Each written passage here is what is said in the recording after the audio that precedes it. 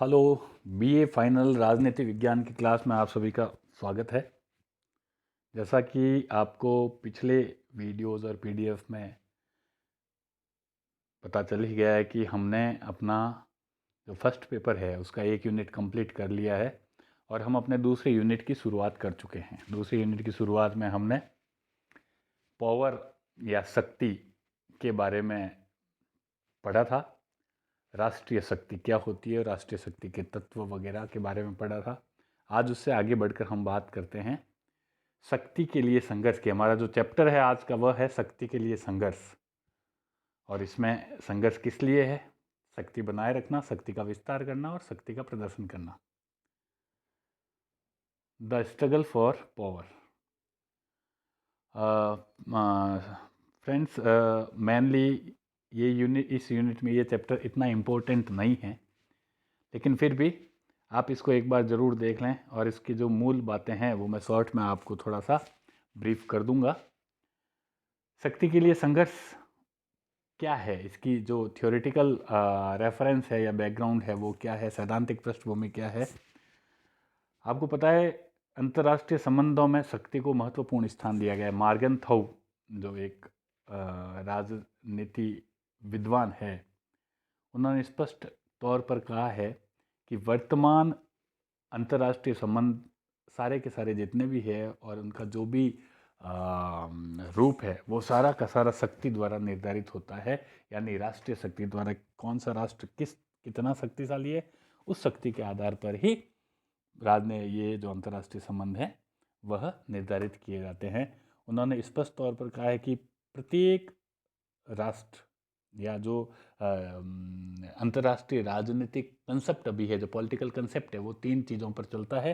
वह है कि प्रत्येक देश जो है वह हमेशा उस देश की सरकार या उस देश के लोग, उस देश के राजनेता जो करता धरता है, वो हमेशा ही अपने राष्ट्र के हितों को बढ़ाने के लिए प्रयत्नशील रहते हैं, पहली बात। दूसरी जो बात है वह है कि हर देश, प्रत्येक देश का राष्ट्रीय हित क्या है कि उसकी भौगोलिक, आर्थिक, राजनीतिक, सांस्कृतिक प्रभाव का विस्तार हो दूसरे देशों में, उसके हर तरह से हर क्षेत्र में उस देश का प्रभाव अंतर्राष्ट्रीय विश्व जगत पर पड़े।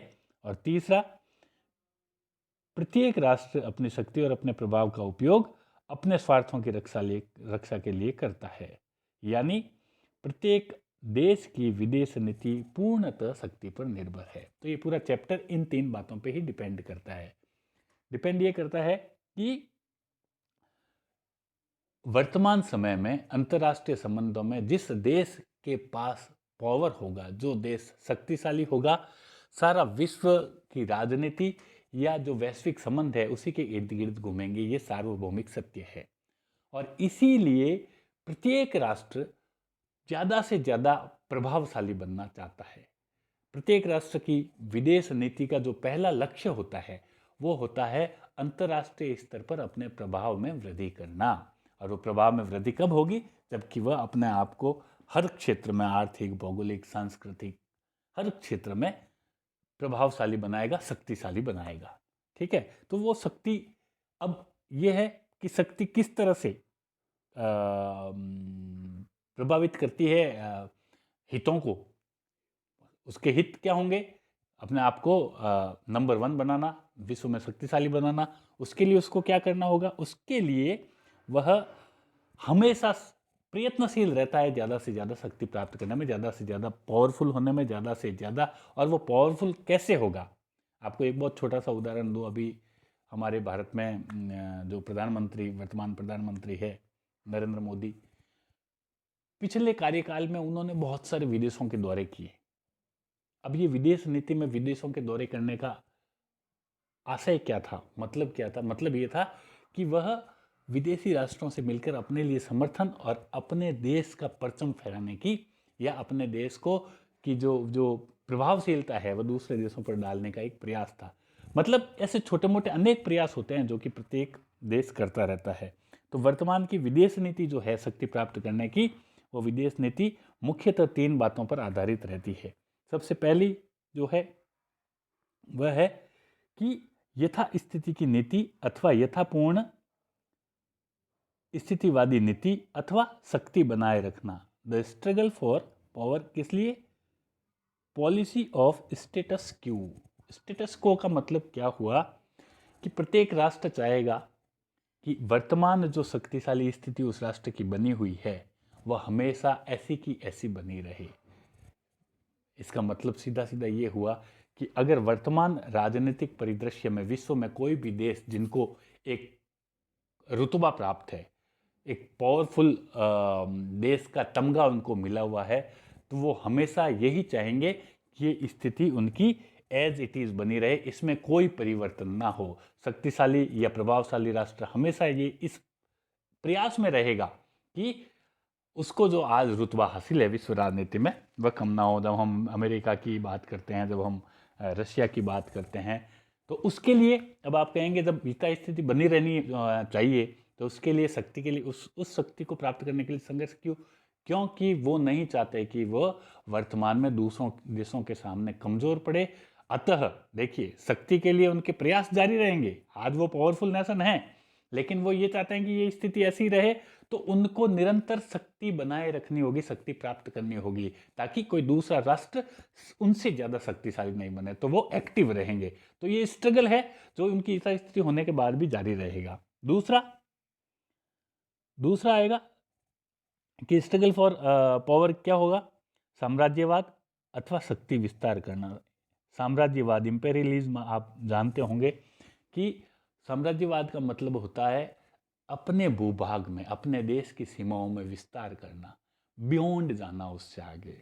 अब ये साम्राज्यवाद की स्थिति पैदा कब होती है? साम्राज्यवादी स्थिति तब पैदा होती है जब कोई देश अपनी जो वर्तमान स्थिति है उससे असंतुष्ट होके इस वर्तमान स्थिति में परिवर्तन करना चाहता हो। अब वो परिवर्तन क्यों करना चाहेगा? उसके पीछे 3 कारण हो सकते हैं कि आप देखिए, हम यथा स्थिति ये किसको बोलेंगे कि अगर जैसे कोई विश्व युद्ध हुआ हो या कोई संघर्ष हुआ और उसके बाद शांति समझौते होके जो स्थिति बनी है हम उसको यथा स्थिति बोलते हैं। उसके बाद साम्राज्यवादी नीति क्यों आती है किसी के मन में कि ऐसे द्वितीय महायुद्ध हुआ, द्वितीय महायुद्ध के बाद शक्ति का वितरण हो गया, पावर का जो है वो डिस्ट्रीब्यूशन हो गया, और हमने मान लिया कि अब वर्तमान में रशिया इतना पावरफुल नहीं है, अब अमेरिका इतना पावरफुल है, ब्रिटेन का इतना प्रभाव नहीं रहा, फ्रांस प्रभावशाली हो गया, भारत का प्रभाव बढ़ गया। मतलब एक वो स्थिति बन गई कि चलो इसके बाद अभी कोई संघर्ष नहीं हुआ। तो इस स्थिति में परिवर्तन कब आ सकता है? शक्ति, फिर भी शक्ति के लिए संघर्ष जारी रहता है। क्यों? क्योंकि इसके पीछे 3 कारण उत्तरदायी होते हैं। वो होते हैं, एक तो विजय युद्ध। जैसे कोई भी युद्ध के बाद स्थिति बनती है, तो अगर कोई राष्ट्र युद्ध में विजय हुआ है तो विजय होने के बाद वो राष्ट्र ये चाहेगा कि इस युद्ध में विजय के बाद मेरी प्रतिष्ठा बढ़ी है, मेरे पास विश्व राजनीति को प्रभावित करने का एक दायरा जो बना है, बड़ा है, जो मुझे ये मौका मिला है, वह मैं एज इट इज बरकरार रखूं और अन्य कोई देश अब वापस से मेरी स्थिति में परिवर्तन ना कर दे। तो इसलिए वह देश हमेशा ही उस दबदबे को, विजय होने के बाद भी उस दबदबे को कायम रखना चाहेगा। दूसरा, पराजित युद्ध। पराजित युद्ध का मतलब है कि जो देश किसी भी युद्ध में पराजित हुए हैं, हारे हैं, तो वो हमेशा इस फिराक में रहेंगे कि अगर मौका मिले तो हम अपनी हारी हुई जो स्थिति है, जो हमें लॉस हुआ है या जो हमारी प्रतिष्ठा में हानि हुई है, उसको हम किसी न किसी तरह से पुनः प्राप्त करके नंबर 1 बनने का प्रयास करें। तो वो इसलिए हमेशा ही शक्ति प्राप्त करने में प्रयत्नशील रहेगा।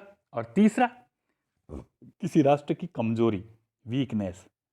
कमजोरी का मतलब है कि अगर कोई भी राष्ट्र कमजोर है किसी भी कारण से, तो ऐसे कमजोर या शक्ति शून्य राष्ट्र हमेशा ही शक्तिशाली राष्ट्रों के लिए एक न्योता होते हैं, एक आसान टारगेट होते हैं। वह उन राष्ट्रों पर अपना प्रभाव बनाकर किसी भी तरह से उनको अपने नीचे दबाकर, अपने कब्जे में लेकर, अपना पिट्ठू बनाकर विश्व राजनीति में अपने आप को सर्वे सर्वा बनाने के मौके देखते रहते हैं। तो ये तीनों ही कारण है, ये तीनों ही कारण शक्ति संघर्ष को बढ़ावा देते हैं और कहीं न कहीं साम्राज्यवाद को बढ़ावा देते हैं। तीसरा जो महत्वपूर्ण तत्व है शक्ति संघर्ष का, वह है प्रतिष्ठा की नीति अथवा शक्ति का प्रदर्शन करना। The struggle for of power, policy of Prestige. अब पॉलिसी ऑफ प्रेस्टीज क्या है? पॉलिसी ऑफ प्रेस्टीज का मतलब है कि हम दो तरह से विश्व में बिना कुछ किए, अब जब युद्ध नहीं हो रहा है, कहीं संघर्ष की कोई संभावना नहीं है, उसके बाद शांति काल में भी तो किसी भी राष्ट्र की ये पॉलिसी रहती है कि सभी लोग उसे बड़ा माने। तो या तो अपने आप को बड़ा दिखाने का प्रयास करता है, अपने आप को शक्तिशाली दिखाने का प्रयास करता है, अपने आप को प्रतिष्ठावान दिखाने का प्रयास करता है, या किसी दूसरे देश को प्रतिष्ठा देके, उसको सम्मान देके उस देश की प्रतिष्ठा बढ़ाता है। इन दोनों ही प्रकारों में जिस देश की प्रतिष्ठा बढ़ती है, जिस देश को ज़्यादा प्रतिष्ठा सम्मान मिलता है, अब वो देश कहीं ना कहीं शक्तिशाली माना जाता है। आपने देखा होगा इसके दो टूल्स होते हैं प्रतिष्ठा के लिए। एक तो कूटनीतिक रस्में, डिप्लोमेटिक कुछ ऐसी चीज़ें होती है जो बिना लड़े ही हम शो कर देते हैं। आपको पता है प्रत्येक देश के एम्बेसडर्स होते हैं, राजदूत दूसरे देशों में होते हैं।